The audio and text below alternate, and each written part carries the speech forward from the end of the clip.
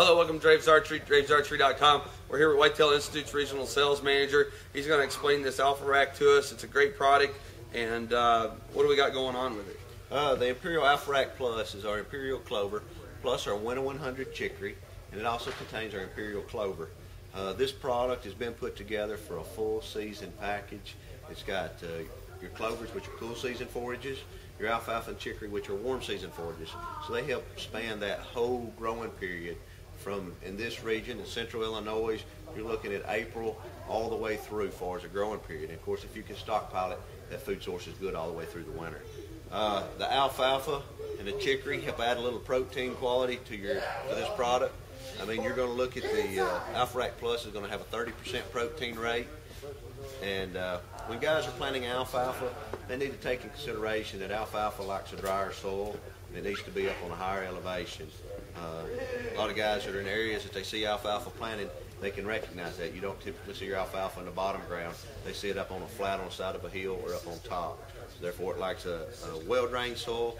This product really does need a very good pH. So the guys that are starting off and think they want to jump in with Alfa Rack, make sure you've got a pH of at least 6.5 to 7, preferably 7. If you don't, make sure you lime prior to planting. It's not something that you can do right off the bat. And of course, a soil test will let you know how much to lime and how much to fertilize. Now this product, they should mow this when it gets about a foot high. Is that correct? With the Alfa Rack being a perennial product, one way to keep it the foliage tender and keep it from losing its protein levels is by mowing it. Because when that plant goes to seed, it matures and it loses its protein. So it's very critical to come in and clip this product when it's 6 to 8 inches tall, and that'll keep it actively growing. And of course, we'd want to do that when we've got good growing conditions, adequate moisture, things of that nature. Okay, now when you plant this, is it going to be as full as it gets the first year, the second, third year? Is it going to thicken up a little bit more? Typically, I like to tell guys their second, third year is going to be the ideal growth period.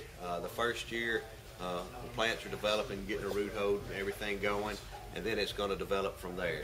So they start with a foundation of the roots when you're looking at a perennial product like the Alfa Rack, and then as it develops its root system, then it'll be able to flourish and produce a lot more forage for you. Now you've also mentioned, if you guys want to see how much grazing pressure you get, just take like a tomato basket, basically a wire cage, and set it out there where the Alfa Rack Plus can grow up in it, and see how much taller it is than the forage. That's correct. I call them a browse cage is what the terminology that I use. But I can make them out of an old fence wire, the old net wire. A tomato cage a lot of times has a big enough opening that a deer can stick their head in.